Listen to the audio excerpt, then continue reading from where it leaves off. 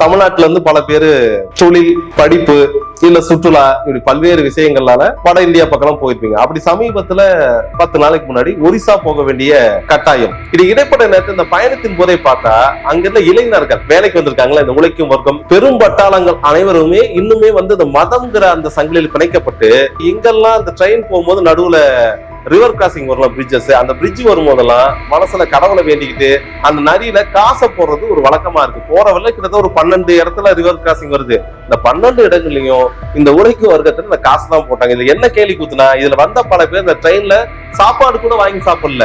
Train எங்கெல்லாம் நிக்கிறோம் அங்கெல்லாம் இறங்கி ஓடி போய் தண்ணியை பிடிச்சி குடிக்கிறதா இருந்தாங்க. ஆனா அடிப்படையில அங்க இருக்கிற மக்களுடைய வாழ்வாதாரம்ங்கிறது நீங்க ஒரு ஒப்பீட்டளவுல பார்த்தா கிட்டத்தட்ட 1995 2005 வரைக்கும் இந்த கோயம்புத்தூர் பொள்ளாச்சி பகுதி இருக்குல்ல, அதுதான் இன்றைய புவனேஸ்வர் மாநகரத்தின் வளர்ச்சி. புவனேஸ்வர்ங்கிறது ஒடிசாவுடைய தலைநகர். குடிநீர் தட்டுப்பாடு எல்லா இடத்தையும் தலைவரிசை ஆடுது. ஏன்னா நம்ம இங்க சொல்லுவோம் எங்களுக்கு ஒழுங்கா தண்ணி கிடைக்கல, எங்களுக்கு டிரைனேஜ் நம்ம சொல்ற குற்றச்சாட்டு எல்லாம் 100ல் 1 பங்கு தான். ஆனா நீங்க புவனேஸ்வர் போய் பார்வையிட்டீங்கன்னா 60 to 70% மக்களுக்கு முறையான குடிநீர் வசதி இன்றைக்கும் கிடையாது. இது நம்ம சொல்ல கிடையாது, அரசுடைய அறிக்கையை தெளிவா அங்க சொல்லி ஒரிசா அறிக்கையே சொல்லுது.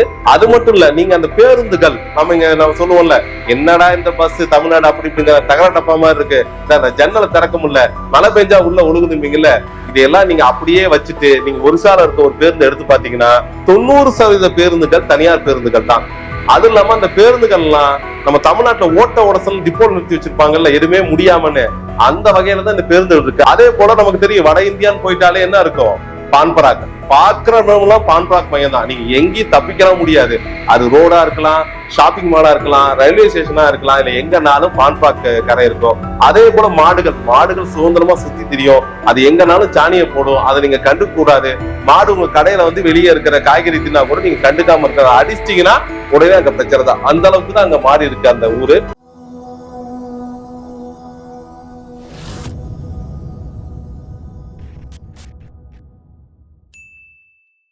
தமிழ்நாடு முதல்வர் ஸ்டாலின் என்ன சொல்லியிருக்காருன்னா, தமிழ்நாடு இந்தியாவிலேயே முன்னோடி மாநிலமாக, முன்மாதிரி மாநிலமாக அனைத்து துறைகளிலும் நாம சிறந்து விளங்கி இருக்கிறோம் அப்படிங்கிற ஒரு வாசகத்தை கொடுத்திருக்காரு. இது எந்த அளவுக்கு உண்மை அப்படின்னு பார்த்தா கண்டிப்பாக அவர் சொல்லாத 99% உண்மையானதான், எந்த மாற்று கருத்தும் கிடையாது. இது நம்மளுடைய தனிப்பட்ட விருப்பு வெறுப்பு இதெல்லாம் ஒதுக்கி வச்சிடும். திமுக எனக்கு பிடிக்கும், அதிமுக எனக்கு பிடிக்கும், இல்ல பிஜேபி தான் எனக்கு பிடிக்கும், இதெல்லாம் ஒதுக்கி வச்சுட்டு அரசுங்கிறது ஒரு நிர்வாக அழகு, அந்த அழகுல இருந்து அது அழகணும். அப்ப தமிழ்நாடு அரசோட செயல்பாடு எப்படி இருக்குன்னு இதற்கு ஒரு 10 நாளைக்கு முன்னாடி ஒன்றிய அரசு பிஜேபி கவர்மெண்ட் பட்ஜெட் தாக்கல் பண்றாங்க, ஒன்றியத்துக்கான பட்ஜெட்ல. அந்த பட்ஜெட் விவாதத்துல அவங்க தெளிவா சொல்றாங்க, தமிழ்நாடு தொழில்துறையில் முன்னோடி மாநிலமாக இருக்கிறது, தமிழ்நாடு உயர்கல்வியில் முன்னோடி மாநிலமாக இருக்கிறது, தமிழ்நாடு மருத்துவ கட்டமைப்பில் முன்னோடி மாநிலமாக இருக்குன்னு, இப்படி பல்வேறு துறைகள்ல தமிழ்நாடு முன்னோடி மாநிலமாக இருக்குதுன்ட்டு ஒன்றிய அமைச்சர் நிர்மலா சீதாராமன் உட்பட அனைத்து ஒன்றிய அமைச்சர்களும் வாக்குமூலம் கொடுத்திருக்காங்க.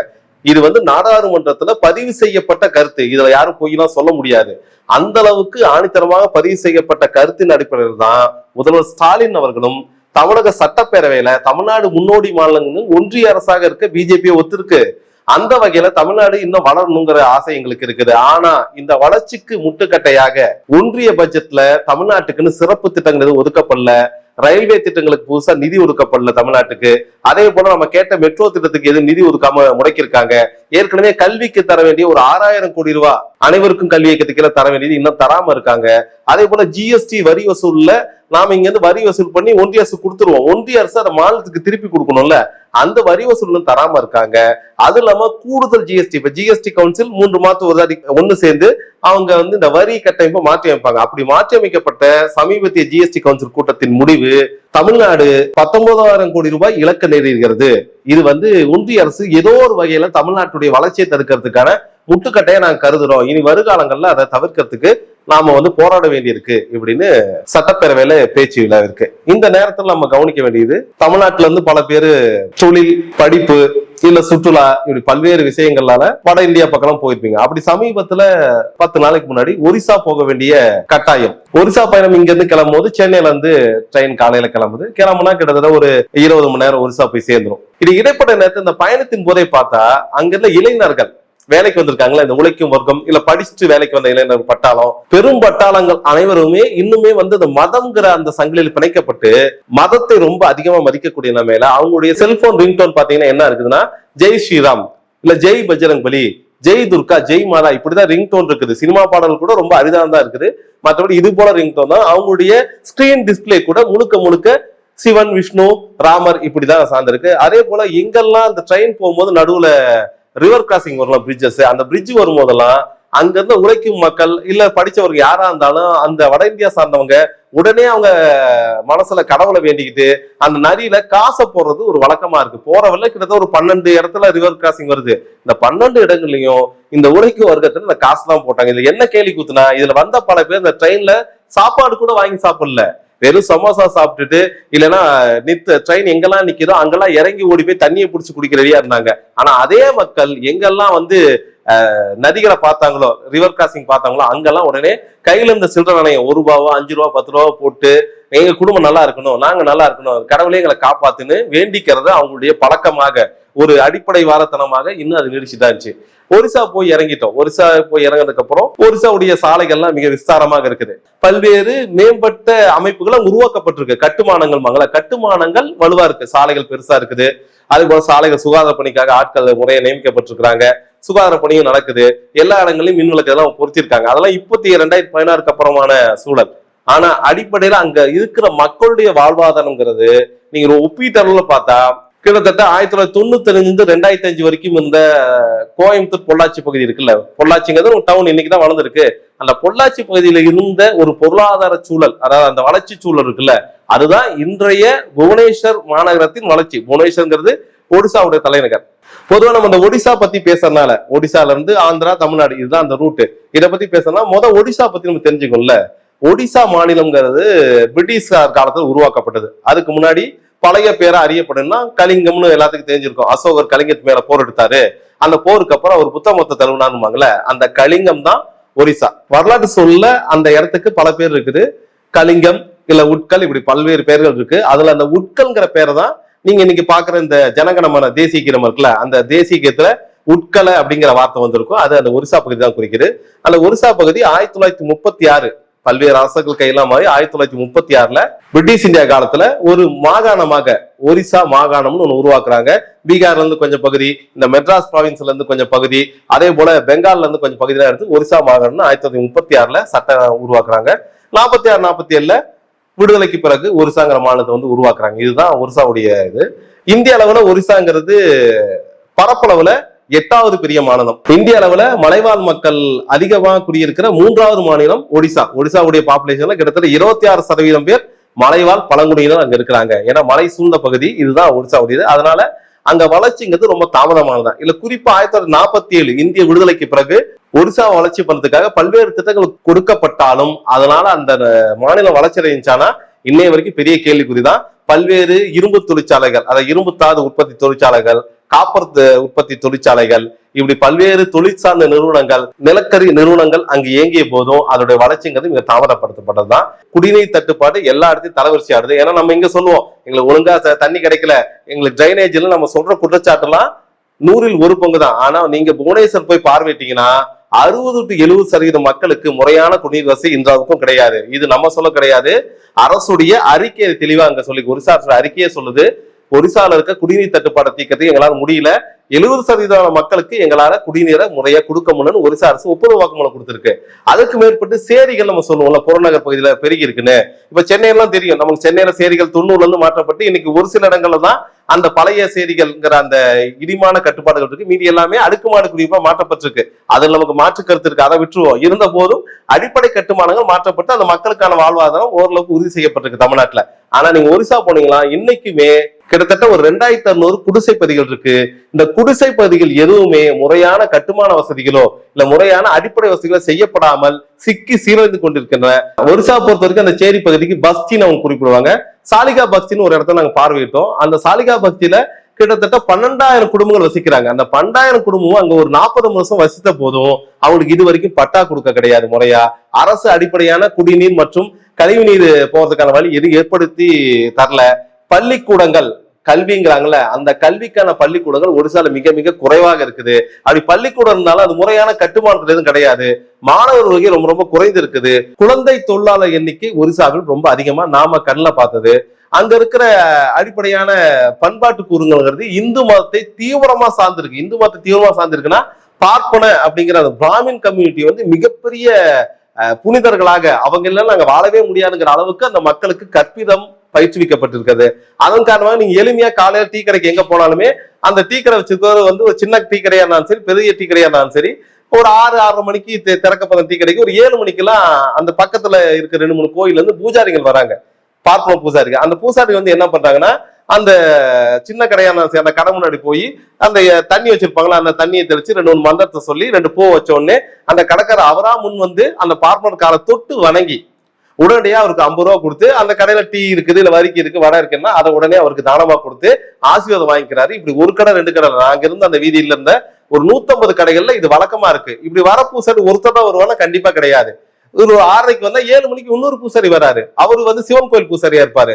அந்த பார்ப்பனர் வந்து அதே போல ஏதோ சில மந்திரங்களை சொல்லி பூவை தூவி உடனே ஒரு தண்ணியை தெளிச்ச உடனே தொழில் விருத்தி ஆகணும் அப்படின்னு சொல்லி அவருக்கும் தட்சணை கொடுக்குறாங்க. தட்சணை கொடுப்பதுங்கிறத ஒரு வழக்கமாக்கி கொண்டு, ஆகவே அந்த காலையில ஒரு 2-3 மணி நேரத்துக்குள்ள கண்டிப்பாக நாங்க பார்த்த வரைக்கும் ஒவ்வொரு கடைக்கு 2 இல்ல 3 பூசாரி வராங்க. ஒவ்வொரு பூசாரிக்கு இந்த உழைக்கும் வர்க்கம், இந்த சின்ன சின்ன கடை வச்சிருக்க தொழிலாளர்கள் என்ன பண்றாங்கன்னா, இந்த கட்டுமானத்துக்கு பயந்து இல்ல சாமி மேலக்கு நம்பிக்கைனால அந்த பார்ப்பனர்களுக்கு சேவை செஞ்சாதான் நமக்கு தொழில் சர்க்கங்க நம்பிக்கையில அவங்களுக்கு 50-100ங்கிறத தாராளமாக எந்தவித முடங்களும் இல்லாம கொடுத்துட்டு போறாங்க. இதெல்லாம் நம்ம கவனிச்சது. இந்த வழியாக அங்க தொடர்ச்சியாக அதே போல நேரம் கிடைக்கும் போதெல்லாம் அங்க வர டீ குடிக்கிறவங்களும் சரி, இல்ல அங்க வரக்கூடிய வேற கஸ்டமர் யாரு இருந்தாலும் சரி, இந்த கடைக்கு பால் பாக்கெட் போற பையன் கூட வந்து பால் பாக்கெட்டை போட்டு தெரிஞ்சோ தெரியாமல அவன் பாட்டு ஜெய் பஜரங் பலி, ஜெய் ஸ்ரீராம்னு ஒரு கோஸ்தை போட்டுட்டு தான் உடனே போறாங்க. கிளம்பி போகும்போது கையை உயர்த்தி காட்டிட்டு ஜெய் ஸ்ரீராம் சொல்லிட்டு போனோம்னா கடையில 4 பேர் மறுபடியும் ஜெய் ஸ்ரீராம் கத்தாங்க. இந்த மாதிரி காட்சிகள்லாம் நம்ம தமிழ்நாட்டுல எங்கேயும் பார்க்க முடியாது. நமக்கும் பக்தி உண்டு, பக்திங்கிறது யாருக்கும் மறுக்கிறதுக்கு இல்ல. பக்திங்கிறது அது எங்க வெளிப்படுத்தும் அங்கதான் வெளிப்படுத்த தவிர எல்லா நேரங்கள்லயும் இப்படி இந்த கட்டுமானத்துக்குள்ள வாழுவது இல்ல பார்ப்பனிய மேலாண்மை ஏற்றுக்கொள்வதுங்கிறது தமிழ் சமூகத்துல இன்றைக்கு மட்டுமல்ல என்றைக்குமே இருந்ததுல. அந்த வகையில ஒப்பீடு செய்யும் போது அங்க நடக்க, அதை குறிப்பா ஒரிசாவோட தலைநகர் புவனேஸ்வர்ல நாங்க இருந்த ஒரு மத்திய தர வர்க்கம் வாழக்கூடிய பகுதியில கூட இந்த அளவுக்கு அந்த அடிப்படை கட்டுமானம் மாறாம 90-80கள்ல எப்படி அந்த நடைமுறை இருக்குமோ, அந்த சமூக நடைமுறை இருக்குல்ல, அந்த நடைமுறைக்கு உட்பட்டு தான் கடைகள் இயங்க முடியுது. அந்த கடைகள் பணி செய்ற அனைவருமே பார்ப்பன மணியா கீழே தங்களை பணிந்து கொண்டுதான் வியாபாரத்தை செய்யறாங்க தவிர எந்த இடத்திலும் முற்போக்கு சிந்தனைகளுக்கோ இல்ல சுதந்திர சிந்தனைகளுக்கோ இடம் கொடுக்காத வகையில் தான் அந்த மாநகரத்துடைய வளர்ச்சியை நம்ம பார்க்க முடியுது. அது மட்டும் இல்ல, நீங்க அந்த பேருந்துகள் நம்ம சொல்லுவோம்ல, என்னடா இந்த பஸ் தமிழ்நாடு அப்படி இப்படிங்கிற தகர டப்பா மாதிரி இருக்கு, இந்த ஜன்னலை திறக்க முடியல, மழை பெஞ்சா உள்ள ஒழுகுதும்பீங்கல்ல, இதையெல்லாம் நீங்க அப்படியே வச்சுட்டு நீங்க ஒரிசால இருக்க ஒரு பேருந்து எடுத்து பாத்தீங்கன்னா, இப்போ இந்த ஸ்மார்ட் சிட்டி திட்டத்துல ஒரு சில பேருந்து இருக்க நல்லா இருக்கு. மற்றபடி 90% பேருந்துகள் தனியார் பேருந்துகள் தான். அது இல்லாம அந்த பேருந்துகள்லாம் நம்ம தமிழ்நாட்டுல ஓட்ட ஓடசல் டிப்போ நிறுத்தி வச்சிருப்பாங்கல்ல, எதுவுமே முடியாமன்னு, அந்த வகையில தான் இந்த பேருந்துகள் இருக்கு. அந்த பேருந்துகள் முழுக்க தனியார் வணிக நிறுவனத்தின் விளம்பரம் இருக்கும். அது பஸ்ஸான்னு கூட நமக்கு தெரியும், அந்த அளவுக்கு விளம்பரம் எழுதப்பட்டு. அதே போல நமக்கு தெரியும் வட இந்தியான்னு போயிட்டாலே என்ன இருக்கும், பான்பராக். பாக்குறவங்களாம் பான்பராக் மையம் தான். நீங்க எங்கேயும் தப்பிக்கலாம் முடியாது. அது ரோடா இருக்கலாம், ஷாப்பிங் மாலா இருக்கலாம், ரயில்வே ஸ்டேஷனா இருக்கலாம், இல்ல எங்கனாலும் பான்பராக் கரை இருக்கும். அதே போல மாடுகள் சுதந்திரமா சுத்தி தெரியும். அது எங்கனாலும் சாணியை போடும், அதை நீங்க கண்டுக்க கூடாது. மாடு உங்க கடையில வந்து வெளியே இருக்கிற காய்கறி தின்னா கூட நீங்க கண்டுக்காம இருக்கிற, அடிச்சிட்டீங்கன்னா உடனே அங்க பிரச்சனை தான். அந்த அளவுக்கு தான் அங்க மாறி இருக்கு அந்த ஊரு. அந்த அடிப்படை கட்டுமானம் மாறாமல் அப்படியே அந்த இந்துமய கோட்பாடுமாங்கல்ல, அந்த பார்ப்பன கோட்பாடு கீழே தான் அந்த நகரம் முழுவதும் இயங்குது. இதை தாண்டி அங்க இருக்க உழைக்கும் வர்க்கத்துக்கு முறையான வேலை வாய்ப்பு கிடையாது. இந்தியாவோட மிகச்சிறந்த குகை கோயில்கள், இன்னும் சொல்ல போனா மிக பழமையான கிமுல இருக்கிற கல்வெட்டுகள், காரவேலா கல்வெட்டுமாங்க. ஏன்னா அந்த காரவேலா கல்வெட்டு ஏன் குறிப்பிடணும்னா, கிமு 156ல செதுக்கப்பட்டிருக்க அந்த கல்வெட்டு வந்து புவனேஸ்வர் மாநகர்ல இருக்கிற குன்றுல வந்து செதுக்கப்பட்டிருக்கு. அந்த குன்றுல வந்து ஹாதி கும்பா கல்வெட்டுன்னு ரொம்ப ஃபேமஸ் ஆனது. இந்த கல்வெட்டுல முக்கியமா பாத்தீங்கன்னா 11வது வரி 13வது வரி, ஏன்னா ஒரு 21 வரி கல்வெட்டு. அந்த 13வது வரியில தான் தமிழ கூட்டமைப்பை மன்னர் காரவேலர் தோற்கடிச்சாலும் ஒரு தமிழங்கிறது தமிழ்நாட்டை குறிக்கிறது. அதனால தமிழ்நாட்டு பற்றி வெளியே கிடைச்ச கல்வெட்டுல இது ரொம்ப முதன்மையா கருதப்படுறது. இந்தியாவில கிடைச்ச பழமையான கல்வெட்டுல இது முக்கியமானது. அது ஒண்ணு, ஒரு சாலையில் 2 பக்கம் இருக்கு. ஒரு பக்கம் கந்தகிரி, இன்னொரு பக்கம் உதயகிரி. ரெண்டுமே பழங்கால சிற்பங்கள் ஓவியங்கள் நிறைந்த ஒரு பகுதி தான். அந்த இடத்துலதான் வந்து இந்த கும்பமேளாவை அரசு முன்னெடுத்திருக்கு. இந்த கும்பமேளாங்கிறது 15 வருஷம் ஒரு தாட்டில் வருஷம் இந்த கும்பமேளா நடக்கும். முதல் கட்டமாக 90-2000 இந்த காலகட்டங்கள்ல இந்த கும்பமேளா எப்படி நடந்துச்சுன்னா, ஏன்னா அந்த கந்தகிரி குன்று மேல ஒரு கோயில் இருக்குது, புத்ததேவ் கோயில்னு, அது சிவனுடைய கோயில். அதை ஒட்டி இந்த கும்பமேளா நடத்தப்படுது.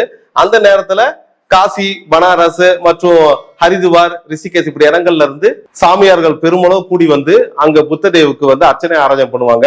இது வந்து ஒரு 7 நாள் வசந்த பஞ்சனை ஒட்டி அடுத்த வாரத்துல ஒரு 7 நாள் நடக்கும்னு அவங்க வழக்கம் போல புராண இதிகாசம் சொல்றாங்க. ஆனா இந்த 7 நாள்ங்கிறது அடுத்தடுத்த காலகட்டங்கள் நம்ம சொல்றது 1990 2000 வரைக்கும் இந்த 7 நாள் இந்த விழாவை எடுக்க ஆரம்பிச்சாங்க. இன்றைய சூழல் என்னாச்சுன்னா இந்த 7 நாள்ங்கிறது 15 நாளா மாறி இந்த 15 நாள்ங்கிறது 1 மாசமா இன்னைக்கு மாறி இருக்கு. இன்றைய காலகட்டத்துல இந்த கந்தகிரி மற்றும் உதயகிரி இந்த குன்றுகள்ல இருக்கிற இடங்கள்ல நடக்கிற கும்பமேளாங்கிறது 1 மாத காலம் ஒரிசாவுடைய அரசை ஏற்று நடத்துது. அது குறிப்பா அந்த புவனேஸ்வர் மாநகராட்சி முழு செலவையும் ஏத்துக்குது. அங்க வர சாமியார்களுக்கு தங்குமிடம், உணவு, பராமரிப்பு, பாதுகாப்பு, பயண வசதி எல்லாத்தையும் செய்து கொடுக்க வேண்டியது இந்த அரசோடைய பொறுப்புங்கிறாங்க. அந்த வகையில அந்த குன்று பகுதி முழுவதுமே இந்துத்துவடைய கோட்டையாக மாற்றிக்கிட்டு இருக்காங்க. ஏன்னா அந்த குன்றுகள்ல முக்கியமான இருக்கிற அந்த உதயகிரிங்கிறது சமண வாழிடம், முழுக்க முழுக்க சமணர்கள் சின்னம் தான் அங்க இருக்கு. அங்க எதுவுமே இந்து மதக்குரியதே கிடையாது. அதே போல அதுக்கு எதிர்த்துல இருக்க அதே போல அதுக்கு எதிர்ப்புறம் இருக்கிற இந்த கந்தகிரி குன்றுகள் இருக்குல்ல, இந்த கந்தகிரி குன்றுகள்ல சமணமும் பௌத்தமும் இணைந்து குன்றுகள் உருவாக்கப்பட்டது. அங்க இருக்க சிற்பங்கள், புடைப்பு சிற்பங்கள், குகவெறி கோயில்கள் எல்லாமே சமணம் பௌத்தம். அங்கேயும் இந்து மத கூறுகள் எதுவுமே இல்லை. ஆனா இதையெல்லாம் தாண்டி அந்த மலையில ஒரே ஒரு கோயில் இருக்கிறதுனால அது இந்து மதத்துடைய புனித ஸ்தலம், அங்கதான் சூரிய பகவான் வந்து முக்தி கொடுத்தான்னு சொல்லி அதை தொடர்ச்சியா விழாவா கொண்டாடி அந்த இடத்தை ஒரு இந்து மயமாக்குற வேலைய அரசு கூட வந்து இந்த காவி பாசம் சேர்ந்து செய்யறதுனால அங்க கூட்ட நெரிச்சல், அது இல்லாம பொது சுகாதாரம் ஏற்கனவே நம்ம குறிப்பிட்டோம், உணவு குடிநீர் தட்டுப்பாடு, அது கூடுதலா இந்த கூட்டம் சேர்ந்ததுனால அது 1 மாதத்துக்கு கிட்டத்தட்ட ஒரு 4 இல்ல 5 லட்சம் பேர் அங்க கூடுறதுனால அங்க எல்லா வகையான சீர்கேடுகளும் மலிந்து காணப்படுது. எதையும் ஒழுங்குபடுறதுக்கு ஆள் இல்ல.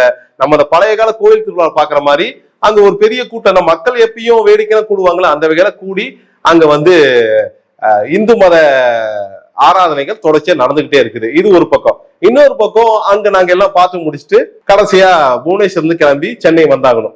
சென்னை வரத்துக்கு நம்ம பதிவு செய்த தொடர் வண்டி எதுன்னு பாத்தீங்கன்னா ஹவுரா சென்னை எக்ஸ்பிரஸ். ஹவுராங்கிறது கல்கட்டால இருக்க இடம்.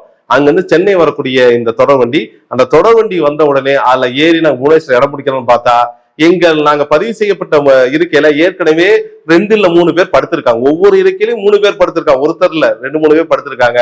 அத்தனை பேரும் தமிழ்நாட்டுக்கு வேலைக்கு வரக்கூடிய உழைக்க வருவோம். அவங்களுக்கு ரிசர்வ்டா அன்ரிசர்வ்லாம் தெரியாது, எங்க இருக்க ஏறி அவங்க உட்காந்துக்குவாங்க. பேருக்கு சில பேர் டிக்கெட் எடுத்திருக்காங்க, பாதி பேருக்கு மேல டிக்கெட் எடுக்கவே இல்லை. அந்த இடத்துல முட்டி மோதி நம்ம ஏறி அவனுக்கு கொஞ்சம் தமிழ் புரியுது, பேசி கீசி புரிய வச்சு நாங்க ரிசர்வ் பண்ணிருக்கோம், கொஞ்ச நேரம் உடுக்கணும் இடத்த ஒதுக்கி ஏறியாச்சு.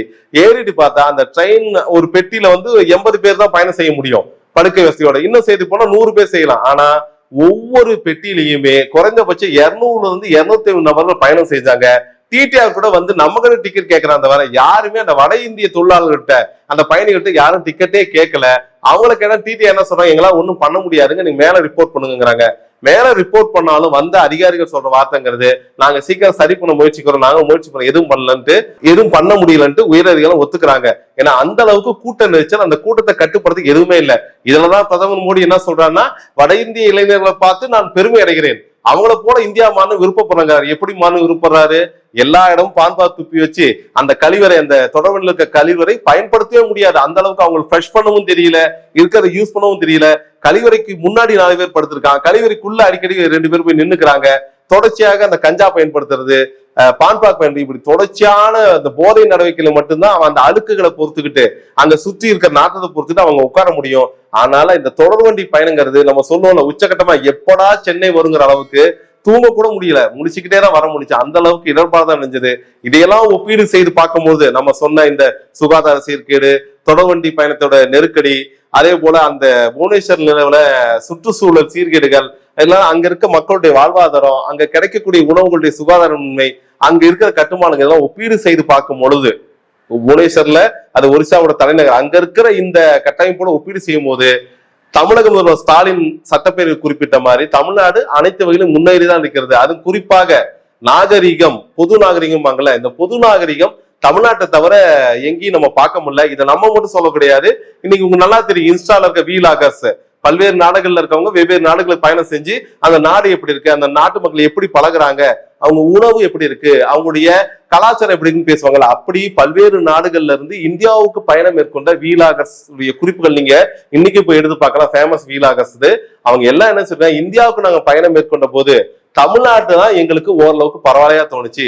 தமிழ்நாட்டில் இருக்கிற மக்களுடைய பழகும் தன்மை, இங்க இருக்கிற சுகாதாரம், இங்க இருக்க போக்குவரத்து வசதி, இது எல்லாமே நாங்க கம்பேர் பண்ணி பார்க்கும்போது இந்தியாவிலேயே தமிழ்நாடு தான் எங்களுக்கு மிக பிடித்த மாநிலமாக, மக்கள் பிடித்தவர்களாக இருக்காங்கன்ட்டு நம்ம மட்டும் சொல்ல கிடையாது, வீலாகஸ் எல்லாம் பதிவு போட்டிருக்காங்க. இந்த பதிவுகள்லாம் நீங்க சீர்தூக்கி பார்த்துதான் தமிழ்நாடு முதலமைச்சர் சொன்ன கூற்றுல உண்மை இருக்கா இல்லையான்னு பார்க்கணும். ஒரிசாக்கு மேற்கொண்ட பயணத்தில் நாம் கற்ற பாடங்கள், அனுபவங்கள், இதெல்லாம் தொகுத்து பார்க்கும்போது கண்டிப்பாக நாம் பயணம் செய்த ஒடிசாவுக்கு மேல் இருக்கின்ற வட இந்திய மாநிலங்கள், அதே போல வடகிழக்கு மாநிலங்கள், அங்கே நிலவுகிற அரசியல், பொருளாதார, சமூக சூழல், பழகும் தன்மை, சுற்றுச்சூழல் சீர்கேடு, இதையெல்லாம் ஒப்பீடு செய்து பார்க்கையில் தமிழ்நாடு என்பது கண்டிப்பாக மிகச்சிறந்த மாநிலமாக தான் விளங்குகிறது. அது இன்றைய முதல்வர் ஸ்டாலின் மட்டுமல்ல, இதற்கு முன்பு தமிழ்நாட்டை ஆண்ட காங்கிரஸ், திமுக, அதிமுக இத்தனை கட்சிகளும் இணைந்து செய்த மேம்பாட்டு பணிகளால் தமிழ்நாடு முன்னணி மாநிலமாக விளங்குகிறது. அதனால எனக்கு இந்த கட்சி தான் பிடிக்கும், இந்த கட்சி ஆட்சி வரதுக்காக தமிழ்நாட்டில் நான் குறை கூறுவேன்னு சொல்றது ஒரு அறிவார்ந்த செயல் அல்ல. அதையெல்லாம் தவிர்த்து விட்டு இங்கு நடக்கின்ற ஆட்சி, யார் ஆட்சியா இருந்தாலும் அது முன்னேற்றம் மிக்கதாக, சுயமரியாதை மிக்கதாக, தன்மான உணர்ச்சி மிக்கதாக விளங்குறது இல்ல. அதை முன்னேற்ற பாதையில் கொண்டு செல்வதற்கு நாம் நம்மால் என்ற பணிகளை செய்வோம் என்று உறுதியேற்போம்.